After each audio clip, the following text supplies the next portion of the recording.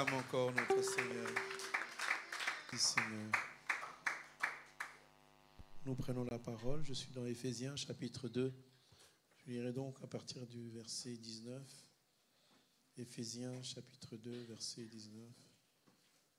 Je lis par la grâce de Dieu. Ainsi donc, vous n'êtes plus des étrangers ni des gens du dehors, mais vous êtes concitoyens des saints, gens de la maison de Dieu. Vous avez été édifiés sur les fondements des apôtres et des prophètes, Jésus-Christ lui-même étant la pierre angulaire.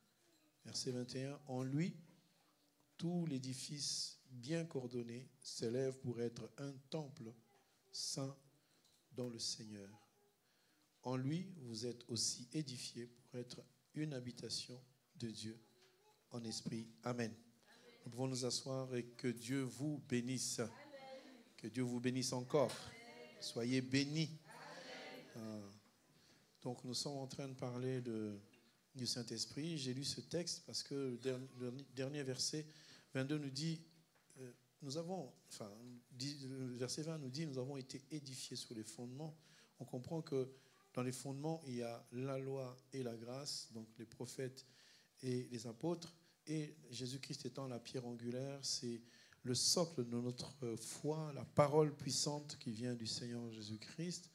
Et au final, il termine en nous associant, en disant, en lui, vous êtes aussi édifiés. Donc, vous êtes construits, vous êtes bâtis. C'est une maison que vous devenez pour devenir une habitation. Donc, c'est la parole de Dieu qui nous bâtit, qui nous construit pour que nous puissions devenir la maison de Dieu, l'habitation de l'Esprit de Dieu. Nous sommes donc en train de parler du Saint-Esprit comme le véritable Seigneur qui était au-dessus, qui est venu sur terre et qui vit maintenant en nous. Il était en dimension du Père comme le Créateur, mais ce qu'il désire, c'est qu'il habite en nous pour nous conduire. Alors, la démarche était pour dépoussiérer un peu les croyances. Et des fois, nous avons dans nos églises des croyances qui ne sont pas fondées sur les Écritures, mais sur ce que nous voyons. Souvent, moi je me souviens, il y a quelques années en arrière, pour entrer dans la chorale, le pasteur me disait, est-ce que tu es baptisé du Saint-Esprit? Est-ce que tu as le Saint-Esprit? Pour entrer dans la chorale, il faut être baptisé du Saint-Esprit, c'est-à-dire il fallait parler en langue. C'était ça l'expression. On ne vérifiait pas si tu étais baptisé d'eau, mais on voulait que chacun soit baptisé du Saint-Esprit. C'est une dérive. Ce qui fait qu'aujourd'hui, quand on voit quelqu'un qui prophétise ou qui tombe, qui parle en langue à l'église, on dit, celui-là, il a le Saint-Esprit. Mais j'aimerais enlever cette loi et cette foi-là, que si quelqu'un parle en langue, quelqu'un fait des manifestations, ça signifie absolument qu'il a le Saint-Esprit, non N-O-N. Les sorciers aussi parlent en langue, les sorciers aussi font des manifestations autant que nous en faisons. Et vous constaterez que dans certaines églises, sans les critiquer, sans les nommer, quand le pasteur parle en langue d'une manière, on se rend compte que sa femme parle de la même manière que le pasteur et que toute l'assemblée parle de la même manière. Quand on vient dans l'église, le pasteur il dit maintenant, tous nous prions en langue. C'est une abomination. On ne peut pas demander aux gens de prier en langue. Ce n'est pas un ordre. Le Saint-Esprit agit comme il veut, quand il veut, avec qui il veut. Si tu as envie de prier en langue, tu pries en langue, mais ça ne doit pas être interprété parce que c'est une prière. Mais c'est la parole en langue qui doit être interprétée. Donc nous ferons cette démarche pour essayer d'expliquer à quoi servent les dons, pourquoi et comment doivent-ils se manifester dans l'assemblée. Parce que l'assemblée telle que nous sommes, nous devrions normalement avoir la manifestation des dons. Et si nous avons enseigné la fois passée, on a eu des retours de questionnement en disant, pasteur, quel est mon don? Il y en a 9, mais il n'y en a pas 9 en fait. Il y en a 17, il y en a 18, il y en a 19. Mais chacun se pose la question, quel est mon don? Moi, la démarche que j'ai prise cette fois-ci pour parler du Saint-Esprit, c'est pour que nous ne puissions pas chercher le don, mais que nous puissions chercher le Saint-Esprit. Ça fait une différence? Parce que quand le Saint-Esprit vient en toi, il apporte plusieurs choses. J'en avais dit 2, mais c'était pour paraphraser. Le Saint-Esprit nous apporte les dons. Il nous apporte aussi le ministère pour les hommes. Il apporte aussi ce qu'on appelle... comment on appelle ça, les opérations, voilà. 1 Corinthiens chapitre 12, il apporte les opérations, il apporte aussi les dons.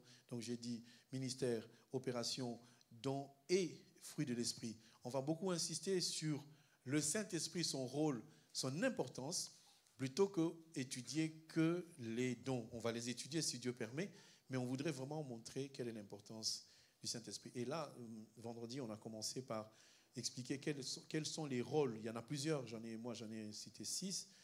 Ceux qui viendront peut-être plus tard, on rajoutera un 7e, un 8e, ce n'est pas grave, mais on s'est arrêté un peu à 6 pour qu'il n'y en ait pas une vingtaine, de manière à ce que les gens se perdent. Donc le premier rôle que nous avons appris le vendredi, c'est de ramener chaque personne à la vie éternelle. C'est ça le rôle. En nous ramenant sur la vie éternelle, le chemin qui mène de la conversion à la vie éternelle, c'est un chemin qui est à la fois spirituel et naturel. C'est-à-dire que Dieu va te donner des dons spirituels, des capacités spirituelles, des choses du ciel, mais aussi des choses de la terre. Le Saint-Esprit se matérialise aussi, se symbolise aussi par un développement terrestre. Amen.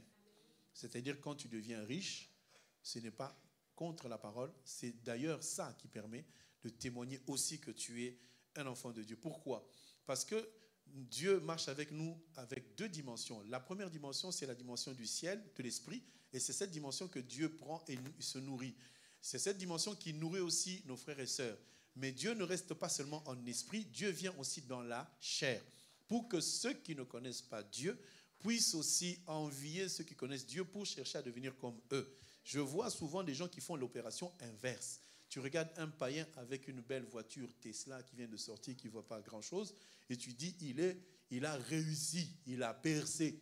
Il y a même des chrétiens qui envient des païens qui viennent de se marier. Quand tu vois un païen qui se marie, mais entre parenthèses, il y a un divorce en attente. À moins que ce soit un enfant de Dieu qui se marie dans le monde pour devenir enfant de Dieu. Mais dans le monde, il n'y a pas de bonheur. Ne dites pas amen si vous n'y croyez pas. Dans le monde, il n'y a pas de bonheur. Le bonheur, c'est en Jésus-Christ. Parce qu'ils ont des bonheurs éphémères. Quand quelqu'un boit jusqu'à pas soif et qu'il a fini de boire, le lendemain matin, vous qui avez testé un peu l'alcool, vous vous sentez comment? Moi, des témoignages que j'ai eus, le lendemain, on se sent très mal. Dites oui. Faites pas semblant. Vous n'avez jamais bu de votre vie? Bon, pour ceux qui ont déjà les souvenirs, ils savent que le lendemain, ils se sentent très mal, n'est-ce pas?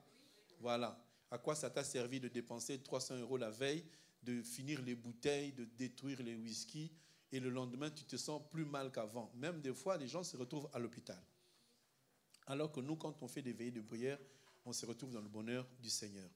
Donc le deuxième rôle que nous avons commencé, tu notes deuxième point, le discernement. Le Saint-Esprit ne vient pas seulement pour nous bouger, pour nous faire tomber. Le Saint-Esprit vient nous donner le discernement. Mais il y a condition pour discernement. On va lire dans Éphésiens chapitre 5, verset 18, qui dit ceci, Éphésiens 5, verset 18, pour que vous puissiez comprendre. Ne vous enivrez pas de vin, c'est de la débauche. Envoyez un SMS à tous ceux qui boivent, c'est de la débauche. Mais tous ceux qui boivent, qui sont encore victimes de l'alcool, prions pour que Dieu les sorte de là. Parce que celui qui boit le vin n'aura jamais le Saint-Esprit. La Bible dit, soyez au contraire remplis du Saint-Esprit. Ce sont 2 choses incompatibles. Celui qui boit le vin n'aura pas le Saint-Esprit. Il dit, ne vous enivrez pas de vin. Faites attention, quand on dit ne vous enivrez pas, je vais donner le deuxième sens du vin. Mais le premier sens, c'est le vin. Vous voyez le vin là, le bordeaux là, le rouge. C'est ça qu'on dit, il ne faut pas boire. Et dans le vin, il y a l'alcool et toute forme d'alcool. Bière, whisky, j'oublierai bien sûr la liste. Hein, je ne suis pas un mélomane, j'oublierai la liste. Mais je mettrai les bières. C'est pas bon. Enfin, c'est pas que c'est pas bon. C'est interdit par la parole. Le champomis aussi, la bière sans alcool, le panaché, tout ce qui a connotation avec une sorte de fermentation, même si on vous dit que c'est 0%, c'est du mensonge. Vous connaissez le coca 0%? 0% de sucre, non? Quand vous mettez dans la bouche, vous sentez quoi? C'est amer ou c'est sucré? Et 0, il vient d'où? Oui, bon, vous savez. Bon, bière sans alcool. On ne va pas faire débat. J'ai seulement dit que bière sans alcool, champomis, c'est de la bière. c'est de la boisson. Champomy, c'est de la boisson. Moi, je ne fais que parler, je ne fais que diffuser. J'ai des preuves, mais elles ne sont pas dans la Bible. Les preuves que j'ai ne sont pas dans la Bible. On peut vous expliquer. Après, chacun fait ce qu'il veut. Nous voulons quoi? Que le Saint-Esprit soit en nous. Nous voulons vivre le Saint-Esprit parce que le Saint-Esprit nous ramène à une dimension qui est puissante. Alors, je vous donne un verset pour que vous puissiez saisir. Matthieu chapitre 16, verset 6.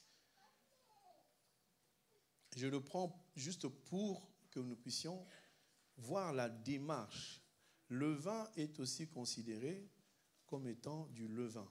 Parce que dans le vin, il y a de la levure. Oui ou non? C'est quoi qui fait fermenter? C'est la levure, non? Ok, on met de la levure. Je suis dans Matthieu chapitre 16.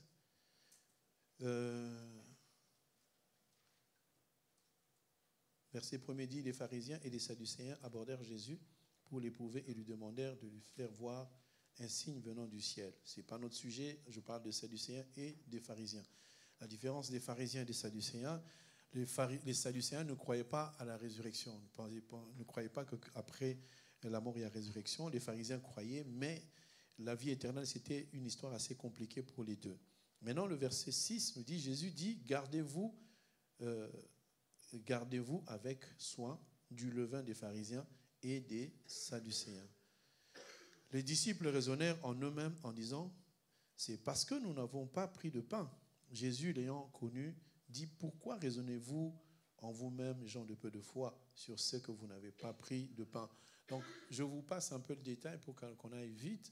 La pensée du Seigneur, c'est que ne vous enivrez pas de vin, mais soyez remplis du Saint-Esprit. Ces versets nous signifient que si quelqu'un corporellement boit du vin, boit de l'alcool, n'aura jamais le Saint-Esprit parce que ça attriste le Saint-Esprit.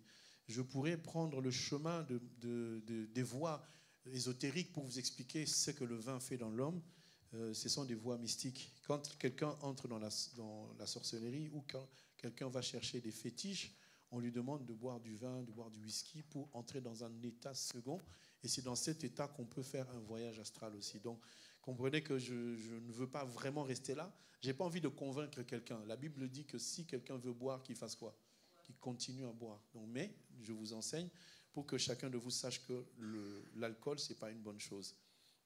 Alors, la discussion a continué. Jésus leur a dit, méfiez-vous du vin, du levain plutôt, des pharisiens et des sadducéens.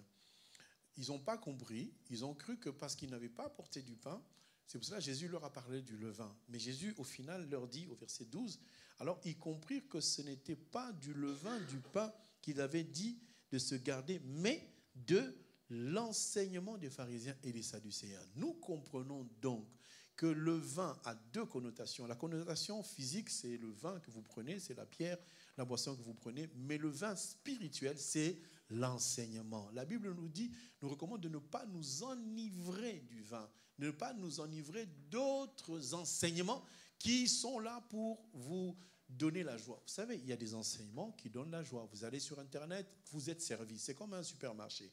Vous tapez ce que vous voulez taper, pasteur ou bien enseignement. Le véritable enseignement qu'il donne souvent, c'est la prospérité. Vous allez progresser, vous allez avoir de l'argent. La prospérité, pour nous, ça ne doit pas être un enseignement. Pour moi, c'est lorsque je lis la parole de Dieu, pour qu'un enfant de Dieu devienne riche, il n'a pas besoin d'enseignement pour devenir riche. Il a besoin de connaître Christ, et c'est Christ qui entre en toi, qui te donne l'intelligence, qui te donne le Saint-Esprit, qui te donne les dons et qui te donne la richesse. Amen. Tel que vous êtes là, il y a des gens qui sont prédestinés à devenir riches, qu'ils le veuillent ou pas.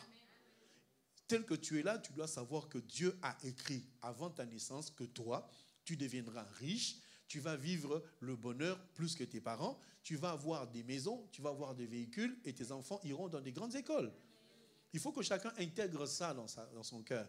Parce que nous, par exemple, les parents que nous sommes, je peux être un canal pour mes enfants alors que moi, j'ai beaucoup souffert. Moi, je souffre, je prie, je jeûne, je maigris, je dors par terre, mais mes enfants n'auront aucun effort à fournir parce que leur vie est déjà tracée. Est-ce que quelqu'un peut croire à cela? tu n'es pas encore marié, tu dois te dire que moi, je suis déjà marié et mes enfants ont déjà atteint le niveau le plus élevé. Parce que nous avançons dans un monde où nous voyons beaucoup de gens émerger, faire des grandes choses. Et nous, les chrétiens, nous les regardons en disant, Ngoya, oh, qu'est-ce qu'ils avancent, oh. Nous ne savons pas que l'avancement, la prospérité nous a été destiné à nous qui craignons l'Éternel. Amen, amen. Je ne sais pas si vous pouvez comprendre que Dieu crée le ciel et la terre, n'est-ce pas? Il fait le monde, il fait tout ce qu'il veut sur la terre. Amen. Mais dans la terre, il apparaît aussi des personnes qu'on appelle des païens qui ne connaissent pas le Seigneur. Vous les connaissez. Mais il apparaît aussi des personnes comme toi et moi qui venons écouter la parole avec joie, avec douceur. Amen. Quand tu t'es déplacé ce matin, il y a des gens qui sont fatigués, qui ne pouvaient pas venir ce matin, mais ils se sont quand même déplacés. Je cite toujours cette ville-là, mais j'oublie qu'au-delà de Soupe-sur-Loing, il y a d'autres qui sont sur loin encore. Donc il y a des gens qui ont quitté loin pour venir écouter, pour venir comprendre la parole. Il y a d'autres même qui se sont connectés de loin parce qu'ils ont besoin de cette parole. Je te dis, chaque fois que tu as cette soif, cette envie d'écouter la parole, de te déplacer, de te sacrifier pour écouter la parole, sache que tu es déjà béni par le Seigneur. Parce que tu ne peux pas avoir une envie comme ça. Toi, tu te lèves le matin, tu as envie d'aller à l'église. Ce n'est pas toi, c'est le Seigneur. Parce que ceux qui vivent en impudicité, ils se lèvent le matin et se disent, aujourd'hui, je vais faire quoi? Je vais aller voler, je vais faire... Toi, tu as la bonne pensée. Tu te lèves le matin, la pensée qui t'arrive, c'est de faire du bien, c'est d'aller voir l'Éternel. Tu dois savoir, quand des pensées comme ça sont dans ta tête, c'est que le Saint-Esprit est déjà installé en toi et il cherche qu'à se manifester. Et Dieu aime que le Saint-Esprit se manifeste dans notre vie. Alors, je vais encore lire un autre verset pour aider certaines personnes. Nous sommes dans Proverbe chapitre 23. Proverbe chapitre 23. Proverbe 23, verset 29. Vraiment, les gens doivent se réveiller. Nous avons reçu une grâce particulière de la part du Seigneur. On doit se réveiller. Verset 29 de Proverbe 23 dit ceci. Pour qui les pour qui les hélas, pour qui les disputes, pour qui les plaintes, pour qui les blessures sans raison, pour qui les yeux rouges. La réponse, pour ceux qui s'attardent auprès du vin. Si quelqu'un s'attarde auprès du vin, il y aura des cris, il y aura des blessures. Pour ceux qui vont déguster du vin mêlé. On va parler un tout petit peu du vin mêlé. Corporellement, vous devez savoir que quand quelqu'un prend de l'alcool, il y a un esprit.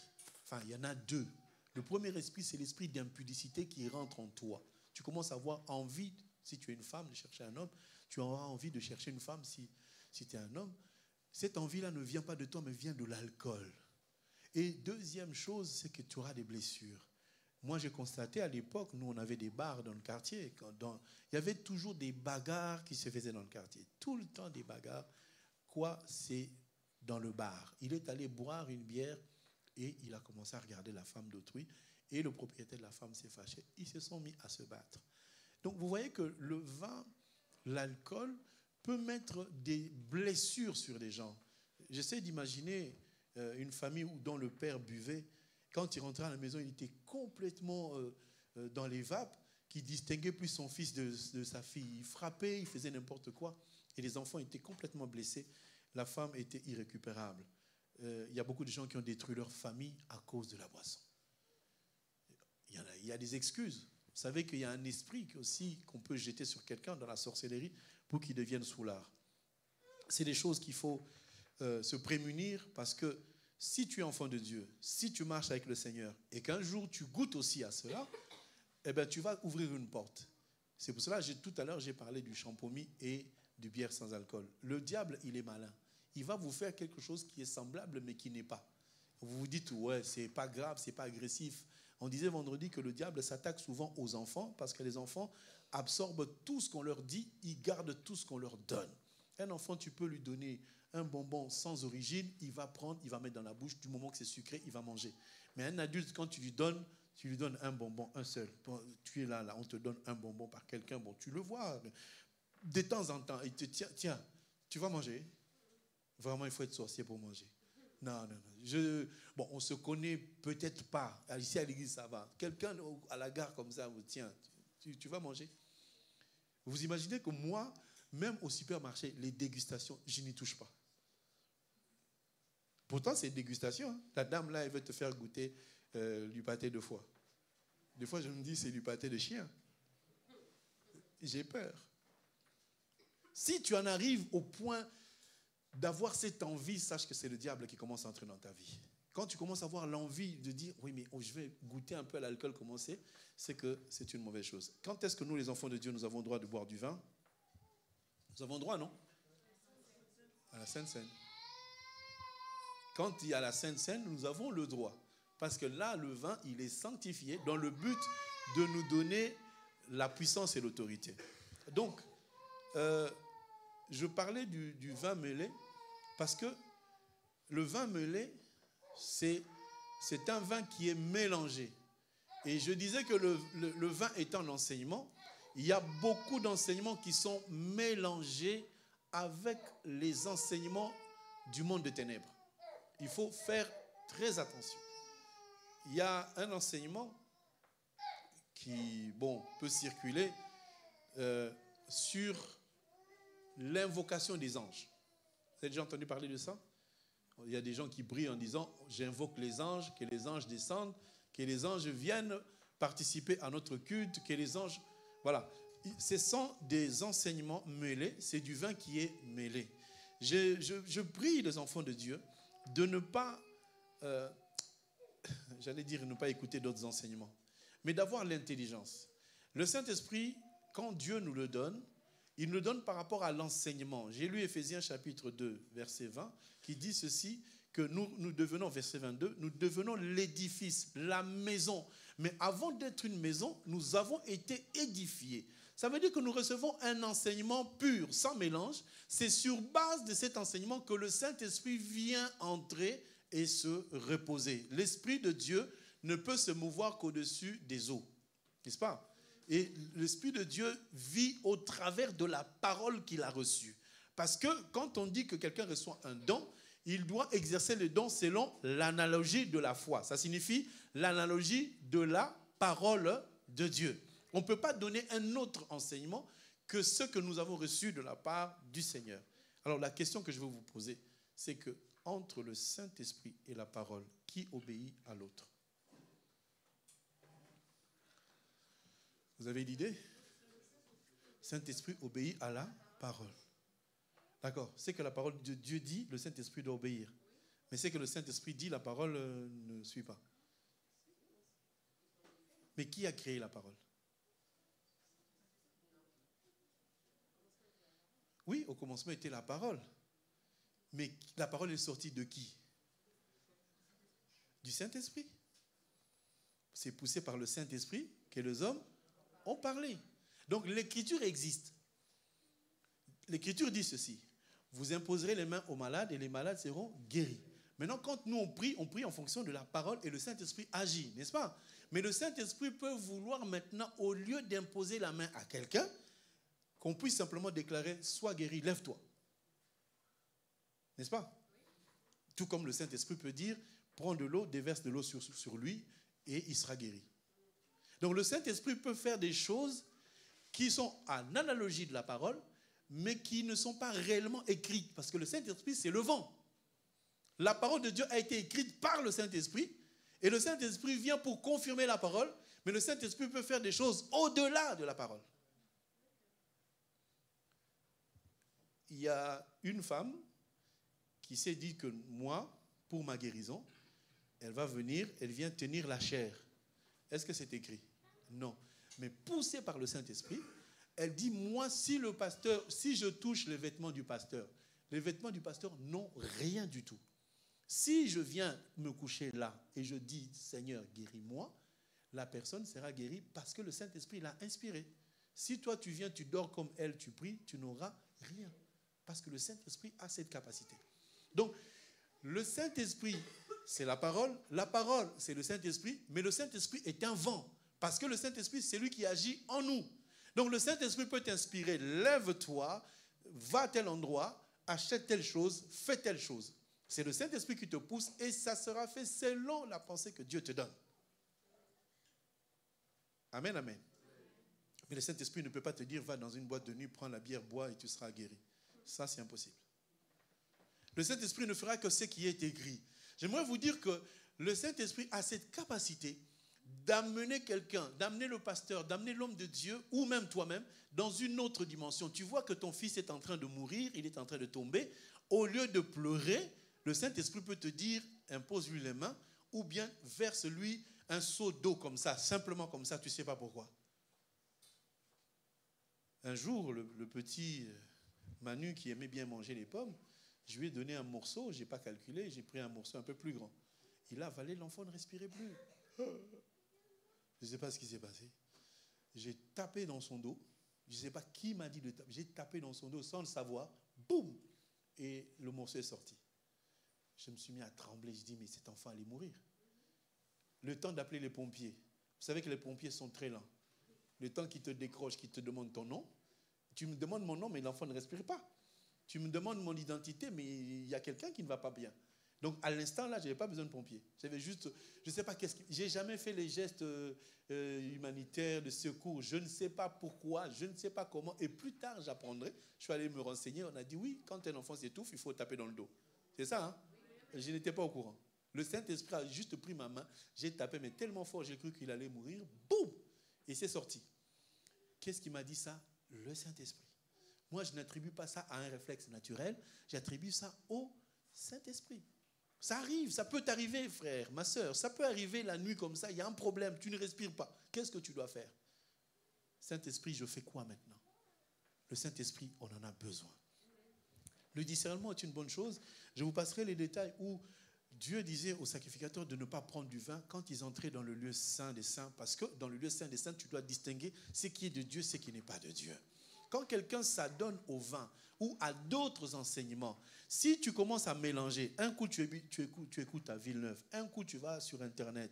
Il y a une sœur qui venait au milieu de nous qui me dit, pasteur, je sais que tu prêches bien, mais j'ai écouté quelqu'un qui parle comme toi, mais il est dans tel endroit. J'ai dit, bon, donne-moi son nom, je vais voir si c'est pareil que moi. Je suis allé, j'ai dit, mais ma fille, ce que tu écoutes là, ce n'est pas la même chose. Nous avons besoin du discernement. Amen. N'entrez pas dans une église parce qu'on cite le nom de Jésus. Vérifiez de quel Jésus il est question. Tous les Jésus dont on vous parle sur Internet ne sont pas les Jésus du Créateur. Il y a des démons qui s'appellent Jésus. Il y en a. Si vous allez en Espagne, il y a combien de Jésus? Allez-y, demandez en Espagne. La plupart s'appellent Jésus. Hein? Bon, nous on dit Jésus et ils disent Jésus. Il peut rajouter Christ derrière. Tout le monde peut s'appeler du nom de Jésus. Tout le monde. Ce n'est pas interdit. Dieu a dit, tu peux prendre le nom que tu veux. Tu peux appeler ton fils Jésus-Christ. Nous, ce n'est pas grave. Appelle-le. Mais seulement, nous devons comprendre que notre Créateur veut la distinction, veut la mise à part. Le vin, premièrement, c'est celui que nous voyons physiquement. Deuxièmement, c'est l'enseignement. Évitez d'aller chercher des enseignements. Il y a une sœur qui est allée pour chercher des enseignements sur le mariage parce qu'elle pensait qu'en écoutant d'autres pasteurs, elle se marierait parce que moi, je suis trop rigoureux. Si je suis rigoureux, c'est parce que je veux que tu te maries dans des bonnes conditions. Le mariage, ce n'est pas une blague. Le mariage, ce n'est pas, comme chez nous, on dit lioto, c'est-à-dire que deux enfants sont en train de jouer avec des boîtes de sardines. Ce n'est pas une blague. Le mariage, c'est la cour des grands. Quand tu entres dans un mariage, tu es chez les adultes. Le mariage, ce n'est pas une blague. Supporter une femme, il faut avoir beaucoup de qualités pour supporter une femme pendant une année, 2 ans, 3 ans. Quand je vois les gens fêter 3 ans d'anniversaire de mariage, je dis Alléluia. S'il fête, le frère, il sait pourquoi. La sœur, ce n'est pas leur problème. Quand on dit 5e anniversaire, la sœur, elle ne voit que le poulet et les gâteaux. Mais le frère, là, quand il fait l'anniversaire de mariage, le frère est dans son cœur en train de dire, Seigneur, gloire à Dieu, encore 5 ans, gloire à Dieu, donne-moi la force. N'est-ce pas les frères? Ils ne sont pas là, les frères. Frères hypocrites, n'est-ce pas? Ils ne vont rien dire parce que la femme regarde, vigile vraiment. Je t'avais vu, tu avais dit Amen quand le pasteur avait dit ça. Donc tu ne m'aimes pas. L'amour, ce n'est pas quand je vais te dire que je souffre. C'est quand tu souffres vraiment dans ton couple que tu sais que tu aimes ta femme. Amen. Dieu a tant aimé qu'il a donné son fils, non? Son fils est venu avec le cure-dent. Il a marché calmement. Vous voulez quoi? Tiens, Tu veux quoi? Tiens. Et puis il est parti. Au revoir. Jésus est venu sur terre. Il a fait ça. Non seulement qu'il a transpiré la sueur, mais il a transpiré aussi le sang. On l'a attrapé. Des gens qui ont mangé le pain de Jésus-Christ ont commencé à le gifler. Jésus disait, mais qu'est-ce que je fais? Tu as mangé mon pain, tu me tapes. Et on l'a amené à la mort. Les gens disaient, tuez-le. Mais tu as mangé le pain de quelqu'un, tu demandes sa mort. Jésus est mort avec des douleurs pour que toi tu vives. Est-ce que tu sais que Jésus est mort avec la souffrance pour que toi tu vives heureux? Qui peut faire ça? C'est pour ça que je dis chapeau pour les hommes. Nous on souffre, hein, mais calmement, en silence, pour que nos femmes vivent dans le bonheur. Amen, amen. J'aimerais qu'un frère dise amen. Parce que dans mon cœur, je souffre, je sais que non, Dieu, on va y arriver. Parce que c'est toi qui gères et la femme, et les enfants, et les charges, et les factures. Amen, amen. Parce que j'ai dit hier, l'homme qui fait 50-50, il faut le délivrer au nom de Jésus-Christ. Au nom, l'homme donne, vous avez un loyer de 1200, l'homme donne 600, toi tu donnes 600. On va à EDF, toi tu donnes 500, la femme elle donne 500. On va chez l'autre là qui donne de l'eau là, la moitié. Et c'est une association. Ce n'est pas un mariage. Pour reconnaître un mariage, le frère, non seulement qui donne la dot, il doit continuer à donner l'argent, payer le loyer, payer la facture, payer le téléphone de sa femme, payer les frais de sa belle-mère, aider tous les frères et sœurs de la femme.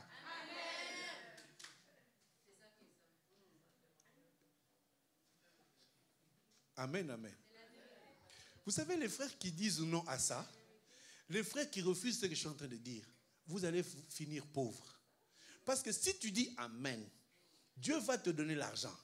Dieu va te donner les moyens, de sorte que ta femme ne sorte même pas 1 euro. Quand elle va travailler, tu dis, chérie, ça, ce sont des... Hein, ça, c'est... Garde ça. Ça. Mets pas ça ici. Pour boire, fais ce que tu veux avec. Un frère qui prend conscience de son rôle, Dieu lui donne l'argent qu'il faut pour qu'il fasse ce qu'il est en train de vouloir faire. Voilà comment on devient riche. Seigneur, j'ai une femme à charge. Et d'ailleurs, j'aurai 15 enfants. Donne-moi. Comme ça, ma femme, ma belle famille. Ta belle-mère doit t'appeler chef.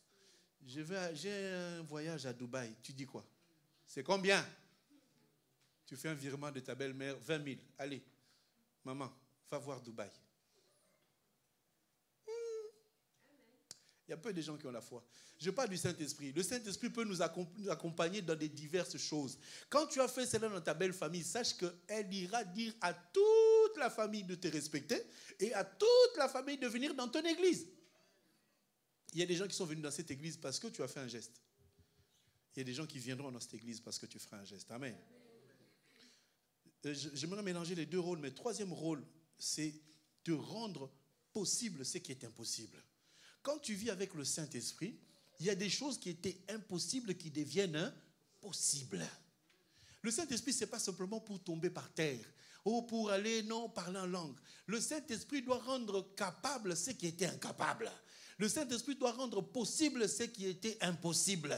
Et tu dois savoir que quelles que soient les épreuves par lesquelles tu passes, quelles que soient les difficultés par lesquelles tu passes, si tu as le Saint-Esprit, tu vas toujours les vaincre.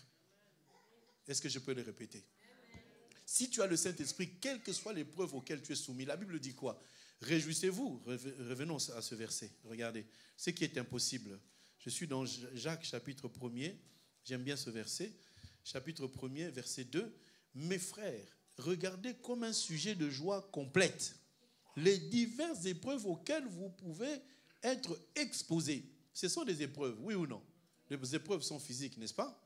Voilà. Sachant que l'épreuve de votre foi produit la patience. Mais il faut que la patience accomplisse parfaitement son œuvre afin que vous soyez parfaits et accomplis sans faillir en rien. Si quelqu'un manque la sagesse, je cherche le verset qui dit que Dieu prépare le moyen d'en sortir. C'est marqué. Non.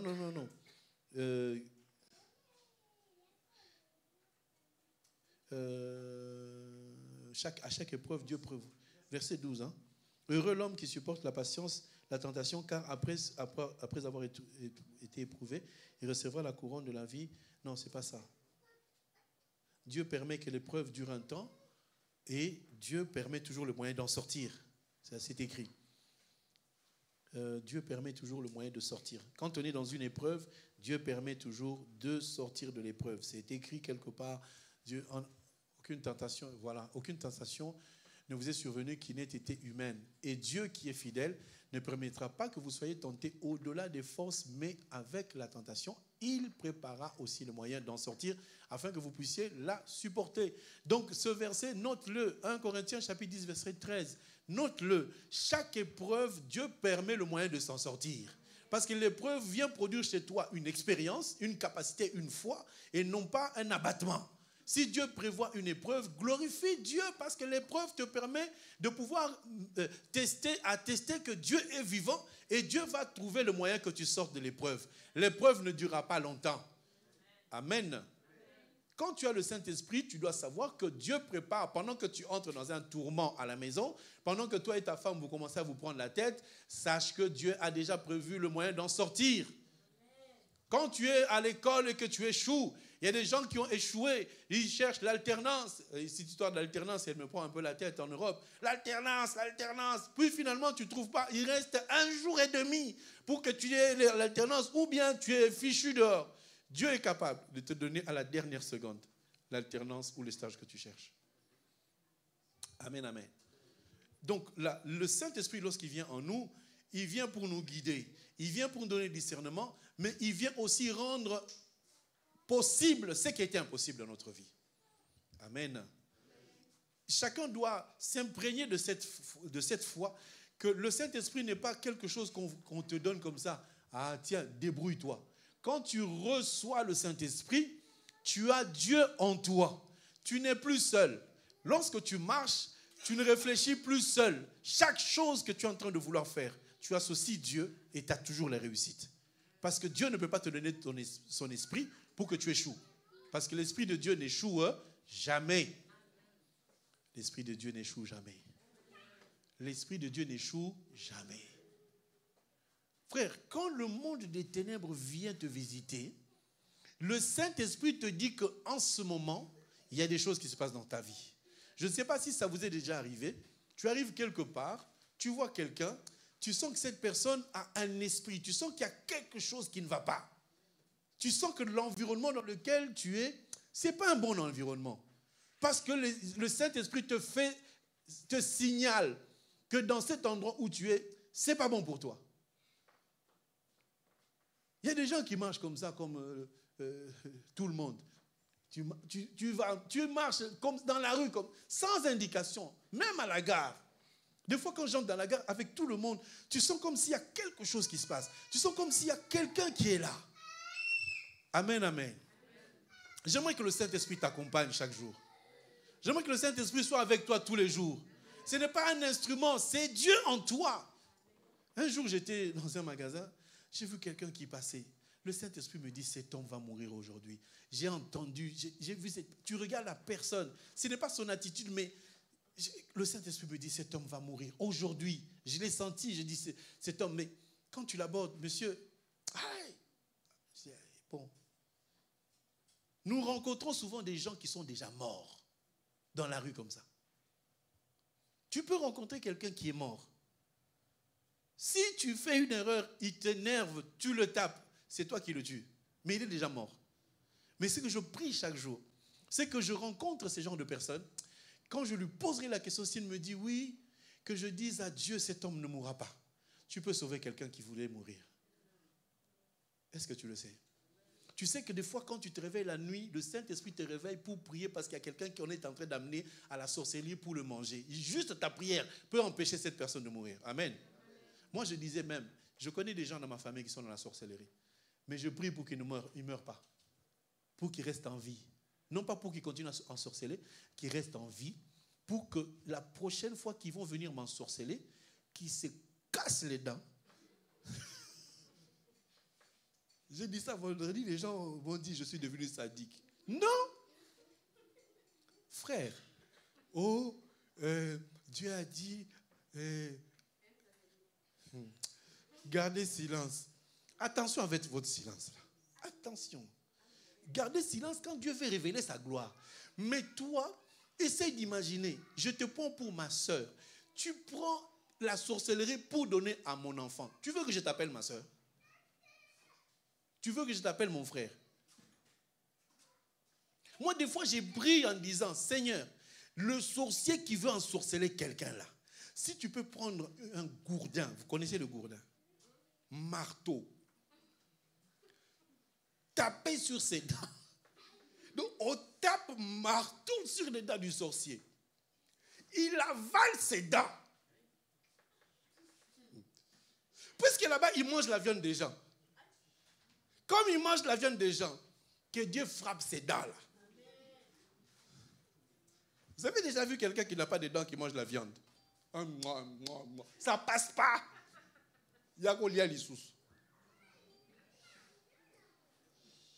Et même dans la journée comme ça, il se cogne contre quelque chose. Tu vois, quelqu'un de ta famille qui perd ses dents. Tous les dents tombent.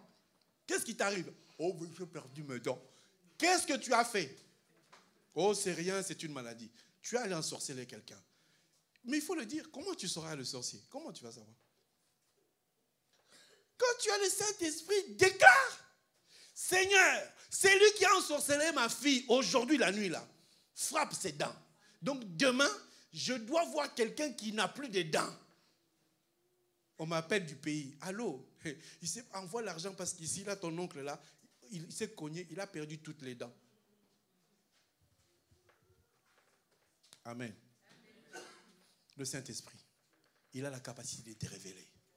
Tu dors la nuit comme ça, le Saint-Esprit te dit, réveille-toi. Prie. Tu te mets à prier, tu sens que tu es en train de prier pour des gens qui sont quelque part.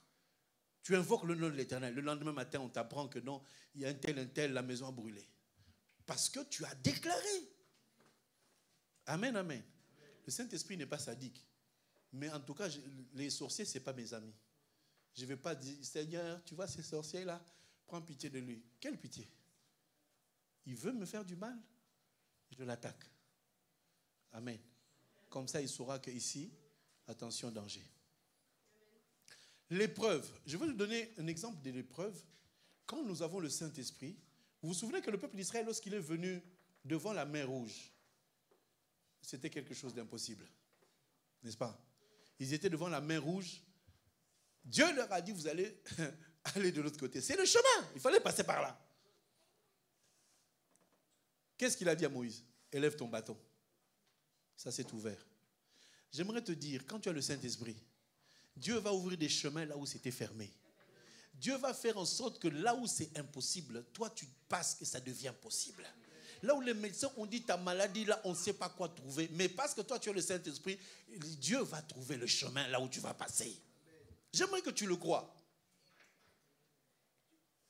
Parce que quand on dit Moïse a étendu son bâton, qui lui a dit? N'est-ce pas Dieu? Mais en forme de quoi? D'esprit qui lui a dit élève ton bâton. Bon, bien sûr, on avait expliqué le souffle de la narine de Dieu. Mais j'aimerais te montrer que face aux obstacles, l'Éternel a la capacité de créer un chemin, tu vas passer. Quand tu vois une multitude de sorciers qui sont assis comme ça, qui disent tu ne passeras pas, tu ne deviendras jamais riche, sache que le bâton de Moïse existe parce que Dieu va les fendre en deux, tu passeras au milieu d'eux, ils ne te toucheront pas du tout. C'est lui qui a peur, qu'est-ce qu'il fait? Il voit les démons, il voit le manager, surtout si c'est une femme, elle est coriace, on ne peut pas s'en sortir. Va à la maison, mets-toi à genoux, prie. Mets ton manager dans ta prière. Dis Seigneur, c'est un homme, c'est une femme qui est faite de chair. Elle ne peut pas m'empêcher de progresser. Dieu va enlever ton manager et tu prendras sa place. Dieu est capable. C'est parce que moi, je n'aime pas être manager, parce que c'est trop de travail. Sinon, si je voulais être manager, je l'étais déjà. Mais quand tu es manager, tu as des rendez-vous, tu as des réunions tous les jours. À 18h, c'est l'heure du culte. Amen, amen. Il y a quelqu'un qui veut devenir manager? Il y en a qui ont dit non, non, non. J'ai une vie de famille. Et tu vois que Élie, quand il vient, au lieu d'utiliser le bâton, il a utilisé quoi? Le manteau. devant l'épreuve de la mer, ce ne sont pas les mêmes solutions. Dieu peut se servir de toi d'une manière comme d'une autre. C'est ça qu'on appelle différentes opérations. Et Élisée aussi, quand il est venu devant le Jourdain, qu'est-ce qu'il a fait? Il a frappé le manteau et le Jourdain s'est ouvert. Ils sont passés à sec. Même référence. Et Josué, quand il était devant le Jourdain, qu'est-ce qu'il a fait? Il a frappé la veste? Non. Il a mis le bâton? Non. Il a fait quoi?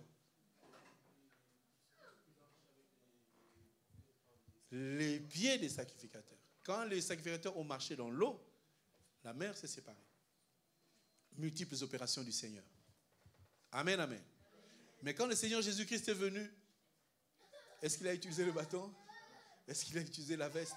Est-ce qu'il a utilisé le pied des sacrificateurs? Qu'est-ce qu'il a fait? Jésus a marché sur l'eau.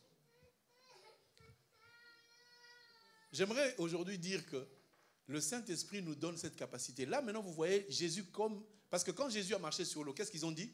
Ils ont cru que c'était un fantôme. Fantôme, c'est un esprit. Donc, si tu es en esprit, tu marcheras sur l'eau. L'eau, c'est quoi? C'est tous les problèmes qu'il y a sur la terre. Le monde, les difficultés qu'il y a. Toi, tu vas marcher sur ces difficultés-là. J'aimerais prophétiser ce matin. Quelles que soient les difficultés qu'il y a dans ta vie, tu vas marcher dessus au nom de Jésus-Christ.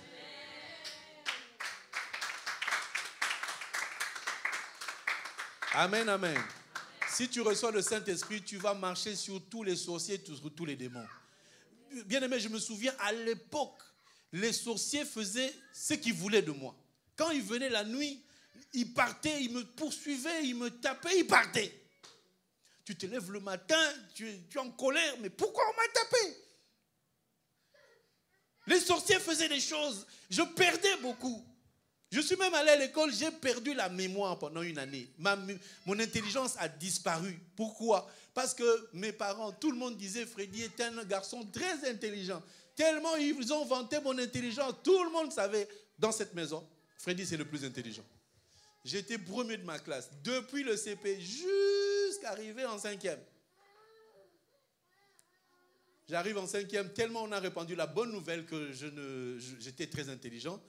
J'ai commencé à perdre la mémoire. À la maison, j'ai ma mémoire. J'arrive dans la salle de classe, rien. Mais vraiment rien. Je prends la feuille d'examen. Je lis la question. Dans ma tête, j'ai la réponse. Quand je commence à écrire, whoop, ça part. Je tape ma tête, je tape ma tête. Il n'y a rien, mais rien qui sort. Imagine-toi, l'année dernière, j'étais premier de la classe. L'année de 5, j'ai échoué avec 20%, ou disons, ils ont mis 20, ils ont arrondi. Bien aimé, les esprits existent. Les esprits existent. Nous avons besoin du Saint-Esprit. Quand Dieu m'a conduit, j'ai commencé à marcher avec lui. Quand le Saint-Esprit est venu, les sorciers n'ont plus blagué avec ma vie. Quand ils venaient pour voler, c'est moi qui courais derrière eux pour les frapper. Est-ce que tu veux frapper les sorciers, oui ou non? Y a-t-il pas de personnes parmi nous, même si vous dites rien, vous vous sentez incapable de vous défendre contre les sorciers?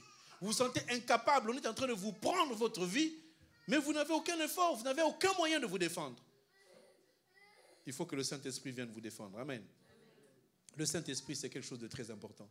Nous devons connaître comment marche le Saint-Esprit. Si tu marches avec le Saint-Esprit, il y a des choses impossibles qui se feront dans ta vie. Essaye d'imaginer un peu. Marthe et Marie, ils ont perdu un être cher. Leur frère, Lazare. Avant de le perdre, ils ont envoyé un message en disant, Seigneur, ton ami que tu aimes est malade. Jésus vient pour ses amis, pas pour d'autres personnes. Sois l'ami de Christ. Mais pour que tu sois l'ami de Christ, il faut que tu aies le Saint-Esprit. Quand tu as le Saint-Esprit, parce que si vous me direz, oui, mais Marthe avait le Saint-Esprit, mais regardez quand Jésus est venu dans la maison de Marthe et de Marie, qu'est-ce que Marthe faisait? Elle servait. Elle servait Jésus-Christ. Et qu'est-ce que Marie faisait? Elle était au pied. Mais si on regarde dans la loi, qui est-ce qui servait le Seigneur? Qui est-ce qui donnait les holocaustes au Seigneur? C'était les sacrificateurs. Donc, elles avaient le rôle de sacrificateurs. Ne regardez pas que c'était des femmes, mais c'est l'image au temps ancien. Mais qui c'est qui écoutait? C'était les prophètes.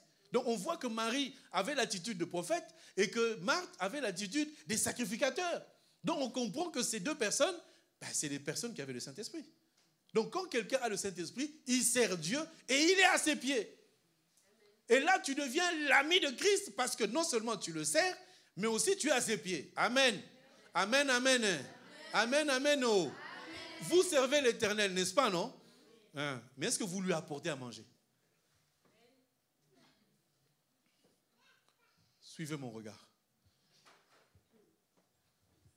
J'aime Jésus. Oh là là, Jésus, je t'aime. Tu finis le culte, tu prends le chemin, tu t'en vas. Tu l'as aimé, amen.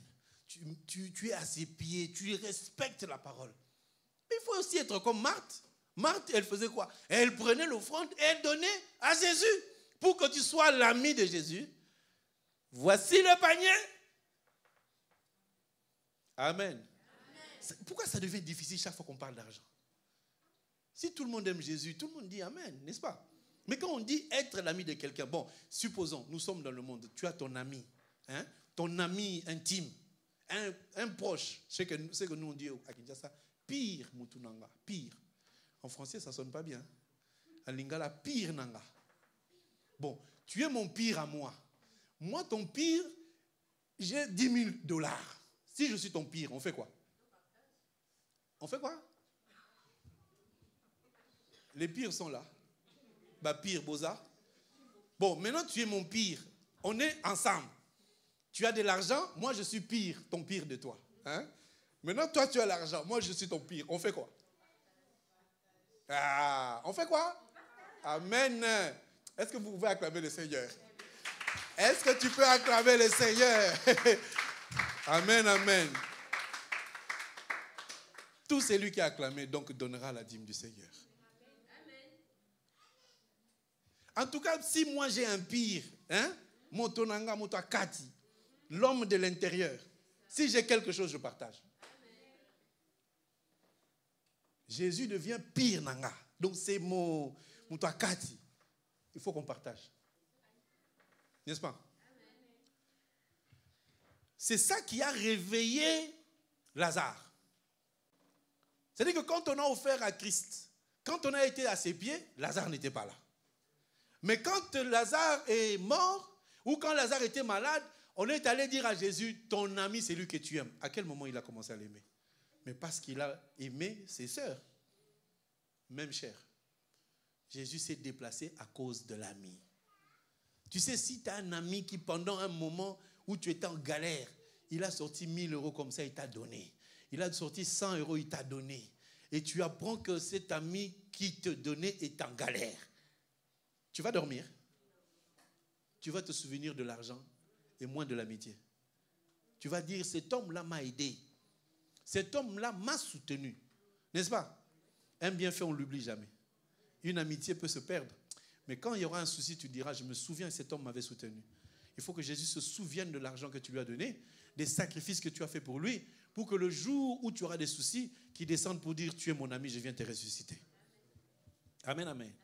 J'aimerais que tu crois que Dieu a des bonnes, des choses excellentes qu'il a réservées pour ses amis à lui. Et tu es cet ami-là. Marche avec cette obéissance. Crois que Jésus est ton ami à cause du Saint-Esprit que tu as reçu. Donc demande le Saint-Esprit parce que Jésus est le Saint-Esprit et Jésus aime le Saint-Esprit. Si le Saint-Esprit est en toi, Jésus va t'aimer. Jésus protège ce que tu es parce qu'il y a quelque chose de lui en toi. C'est comme les frères. Il aime trop sa femme, il protège trop sa femme quand elle est enceinte. Quand il a accouché, c'est fini. N'est-ce pas? Silence radio. Souvent, je mets des pics comme ça à la maison. Vous allez disputer l'homme et la femme. Tu as entendu, non? Tu es gentil seulement quand je suis enceinte, tu protèges ton fils. À l'attente d'un frère, d'un fils, l'homme donne beaucoup de cadeaux à sa femme. Quand il aura un fils, c'est terminé. Son héritier est là. Alors que nous oublions que les filles ont plus de capacité d'aider leurs parents plutôt que les garçons. C'est ça ou pas? Et les papas, ils aiment dire, oh, héritier. Héritier. Quand héritier arrive à 20 ans, il t'oublie. Il va s'occuper de sa propre femme. toi qui avais payé 15 000, 25 000 euros pour ses études, bah, bossani. Amen. C'est bien d'avoir les garçons, n'est-ce pas? Mais équilibrés. Que Dieu te donne et des garçons et des filles. Parce que le garçon sera pasteur, mais les filles, elles vont se souvenir de leur mère. Hein? Vous vous retrouvez ou pas? La fille avec sa propre mère. Hein? Quand elle te dit fais la vaisselle, tu refuses. Quand elle dit fais tu fais rien. Quand tu te maries, tu te souviens que ma mère avait souffert d'elle. Là maintenant tu commences à dire à ton mari, ma mère n'a rien. Amen. Que Dieu donne à ta fille un homme puissant, un homme riche. Ce que tu as manqué de tes enfants, tu les auras auprès de ton beau-fils. Que Dieu te donne un beau-fils. Toi-même, la maman, tu dis, ouais, Dieu m'a donné. Il y a des parents comme ça, hein. Ils regardent leur beau-fils, ils disent, ma fille, vraiment, tu m'as introduit dans un niveau très, très, très élevé. Là, c'est mon beau-fils, là. Hein. Vraiment. Que Dieu bénisse les belles-mères. Si tu es une belle maman, sois de bon cœur. Hein? En Christ, toutes les belles mamans sont de bon cœur. Côté balobité. Toutes les belles-mères sont bien au nom de Jésus. Nous allons déclarer que vos filles vont épouser des grandes personnes au nom de Jésus. On va voir la belle-mère qui est devenue Ngébou. Elle est dans la joie de présenter son beau-fils. Ça, c'est mon fils vraiment. Accorde de l'argent. Beau-fils fait des katas. Si tu tombes sur un beau-fils, fouet. Beau-fils, il faut que tu aies de l'argent. Ta belle-mère a besoin. Pourquoi je parle de la belle-mère? À cause de Pierre. Pierre a vu pêche miraculeuse. Est-ce que ça s'est arrêté là? Non. Qu'est-ce qu'il a fait? Il a amené Jésus dans la maison. Il dit, le poisson c'est bien, mais il y a quelqu'un dans ma maison. Belle maman. Prie pour elle. Je prie pour que tous les frères qui vont se marier, qu'ils aient tous de l'argent.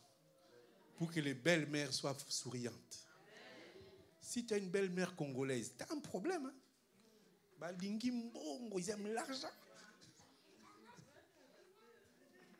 Les belles-mères africaines, congolaises, ils aiment l'argent. C'est vrai ou faux? Hein? Les frères vont dire, non, je vais épouser une blanche. Congolais. Il ne faut pas perdre le chemin. Et puis quand tu donnes à ta belle-mère, c'est une bénédiction, oui ou non? Voilà, c'est ça. Je prie pour que dans cette assemblée, toutes les belles-mères soient des belles-mères excellentes. Que Dieu les bénisse, qu'il leur donne un beau fils, mais vraiment beau. Tu vois, non? Un vrai beau fils.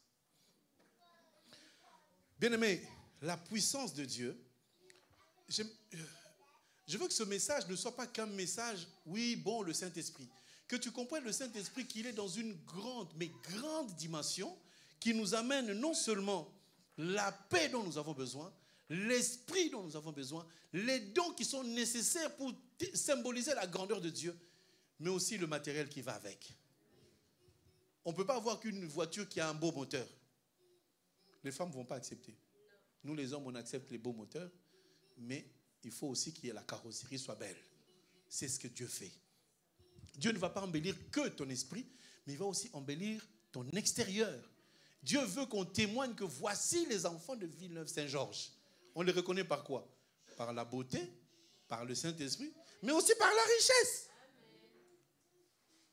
Le Saint-Esprit vient nous enrichir en toutes circonstances. Voilà pourquoi il veut que nous puissions recevoir le Saint-Esprit.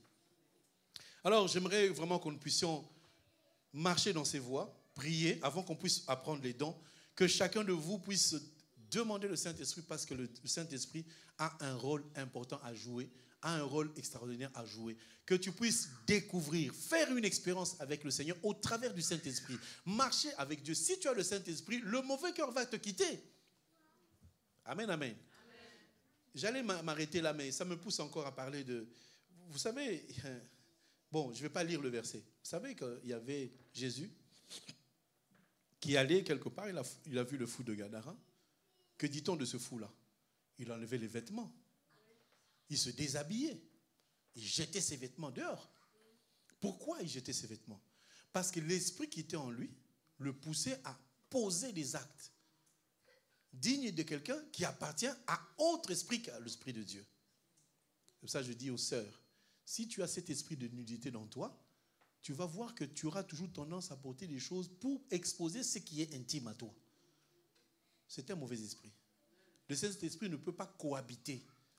Vous imaginez les mamans qui sont en Afrique qui ne connaissent même pas le Saint-Esprit, mais se couvrent jusqu'au cou pour qu'on ne voie pas la nudité. Parce que quand tu témoignes ta nudité, le Saint-Esprit ne peut pas rester dans un lieu qui est dénudé.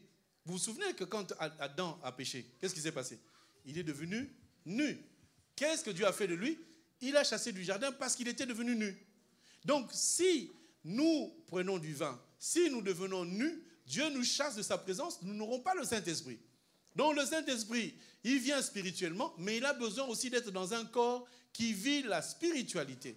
Tout ce que nous vivons vient de la spiritualité. Alors, demande le Saint-Esprit. C'est lui qui va te donner le comportement, il va te donner l'attitude, la capacité, l'autorité sur les démons. Il va te donner le moyen de marcher avec le Seigneur et le discernement pour savoir qu'est-ce que je fais de ceci et qu'est-ce que cela veut faire de ma vie. J'aimerais terminer en disant ceci, que si nous avons le Saint-Esprit, puisqu'il rend possible ce qui était impossible, il rend capable ce qui était incapable, le Saint-Esprit étant en toi, c'est toi qui prononces des paroles. Donc j'aimerais qu'aujourd'hui, tu déclares que moi, je vais réussir. Moi, je vais avancer. Mes enfants vont réussir. Arrête de dire que ton mari est un démon. Dis, mon mari, c'est le meilleur homme qu'il y a sur la terre. Dis que ma femme, c'est la meilleure. Parce qu'on peut dire, oui, ma femme, elle ne sait pas faire ci, faire ça. Si tu fais la liste de ce que ta femme ne sait pas faire, la liste ne sera jamais finie. Tu vas retourner la feuille A3, tu vas prendre une 4e. Tout le monde a des défauts. Mais le Saint-Esprit vient égaler et enlever tous les défauts pour que tu puisses voir ta femme différemment, que tu puisses voir ton mari différemment, que tu puisses voir ta vie différemment. J'aimerais te révolter ce matin, que tu arrêtes de te maudire en disant « moi, je n'ai pas les moyens », en justifiant que les autres, ils ont les moyens parce que, non, s'ils ont les moyens, ça c'est leur problème. S'ils ont des défauts, ça c'est leur problème. Mais moi, le Saint-Esprit vient m'enlever de la boue pour me faire asseoir avec les grands. Il vient m'enlever de la pauvreté pour me faire asseoir avec les riches. Il vient m'enlever du célibat pour me faire asseoir avec les mariés. Et toutes les situations qui étaient mauvaises dans ma vie disparaissent parce que le Saint-Esprit rend capable ce qui était incapable et rend possible ce qui était impossible. Est-ce que ce matin, tu peux dire « Je suis capable de réaliser toutes choses au nom de Jésus-Christ » ? Est-ce que ce matin, tu peux déclarer dans ta vie que tu réussiras, tu avanceras et que tu feras des grandes choses au nom de Jésus? Est-ce que ce matin, tu peux te voir déjà en train d'atteindre des sommets que toi-même, tu n'étais pas capable d'atteindre? Est-ce que tu es capable aujourd'hui de te dire, ça là, j'ai toujours pensé que c'était impossible. Tu te dis que ça va devenir possible. Amen. Bien-aimés, ça nous est arrivé tous. Je ne sais pas si ça t'est arrivé. À une certaine époque de ma vie, je voyais des gens passer en voiture. J'ai dit, hey, moi, quand est-ce que j'aurai une telle voiture? Quand est-ce que j'aurai une telle maison? Ça, c'était à l'époque. Ça, c'était à un certain temps où quand j'amenais les gens à l'aéroport, ils prenaient l'avion Sabena, ils disaient, toi, l'Africain, au revoir. Oh, l'Africain, le Congolais, toi, tu vas mourir dans ce pays. Mais nous sommes venus ensemble. Nous sommes aujourd'hui dans ce pays en train de glorifier l'Éternel. Là où c'est impossible que tu ailles, Dieu va t'amener là-bas. Là où c'est impossible que tu fasses, Dieu va t'amener à le faire. Si aujourd'hui, bien-aimé, tu vas à l'école, sache qu'avec Dieu, tu vas réussir. Nous n'avons jamais échoué parce que Dieu a voulu que nous soyons la tête et non la queue. Si quelqu'un est ici, un enfant qui va à l'école, sache que tu vas réussir. Amen. Même si on dit que tu n'atteindras pas, tu vas réussir au nom de Jésus. Je déclare que nos enfants deviendront des ingénieurs au nom de Jésus. Ils vont avoir de grands postes au nom de Jésus. Nous ne prêchons pas pour amener les gens à se distraire ou à rester à leur niveau. On doit voir la différence. Dieu dit, on verra la différence. La différence n'est pas seulement spirituelle. Il faut que la différence soit physique. Qu'un jour on vienne ici, on dira, hey, le petit il est où? Ah, c'est le petit Ethan, oui. Il joue à la batterie, oui. Il est devenu le préfet du 91. Oui, c'est lui. Allez le voir, vous aurez vos papiers. Il faut qu'un jour, cet endroit-là, il y ait quelqu'un qui s'appelle directeur de la Banque de France. Il vient, il s'assoit. Je suis membre de l'église de Villeneuve. Tu es qui? Je suis directeur de la Banque de France. Ah, reste là. Ouvre les comptes pour les gens. Allez, vire l'argent. Qu'est-ce qui manquerait que quelqu'un de grand, d'important vienne ici? Un pilote d'avion, un ingénieur. Il y en a ou il n'y en a pas? Il peut y en avoir. C'est peut-être toi, c'est peut-être ta fille, c'est peut-être ta petite fille. Dieu est capable. Tout ce que tu crois, tout ce que tu penses, ça va se réaliser par le Saint-Esprit. J'aimerais que tu commences déjà à croire que ça va se faire. Quand tu vois ton enfant, tu dis, celui-là il est en train d'aller dans le sens inverse. Dieu va le ramener un jour au nom de Jésus. Amen, amen. Oh, les enfants vont à l'école, les maîtresses nous appellent. Votre fille n'est pas intelligente, il va falloir l'amener je ne sais où. Non! Sorcière! Mon fils va réussir. Mon fils va avancer. Dans 20 ans, je vais te l'amener, ça sera un ingénieur. Dans 30 ans, je vais t'amener, ça sera quelqu'un de très important. Un millionnaire en plus. Ce que tu déclares, ça va arriver. Arrête de déclarer la maladie. Arrête de déclarer la pauvreté. Arrête de dire nous les gens comme ça, là, est-ce que nous pouvons? Arrête ce langage-là. Avec le Saint-Esprit, nous ferons des grandes choses. Avec le Saint-Esprit, il va t'amener de là où tu étais pour t'amener là où tu ne pouvais même pas imaginer. Qui est déjà allé au Sénat parmi vous? Personne. Il y en a un qui va entrer là-bas. On n'a jamais un maire d'une ville, membre de Villeneuve-Saint-Georges. Il faut qu'un enfant, je vais t'attraper, tu deviens maire au nom de Jésus. Tu deviens préfet au nom de Jésus. Il faudrait que dans l'église, la porte s'ouvre. Il y a le préfet qui entre, il y a le maire de Villeneuve, il y a le président de SFR, il y a vraiment des gens quelqu'un qui travaille à l'EDF, il vient là. Courant gratuit pour l'église, pour tout le monde. Amen. On dirait que vous n'y croyez pas, vous. Moi, je le crois. Dieu peut faire de toi un millionnaire sans effort. Tu as besoin de quoi? Un CV. C'est lui qui a créé Microsoft. C'est le démon qui lui a donné ça. Donc, ça veut dire que nous, les chrétiens, on ne peut pas créer. Si, on peut créer. Et Dieu fera des grandes choses. Est-ce que tu peux acclamer le Seigneur? Acclame avec foi. Acclame avec foi. Moi, je vais le voir au nom de Jésus. Je vais le voir au nom de Jésus. Amen, amen. Est-ce que tu peux te tenir debout?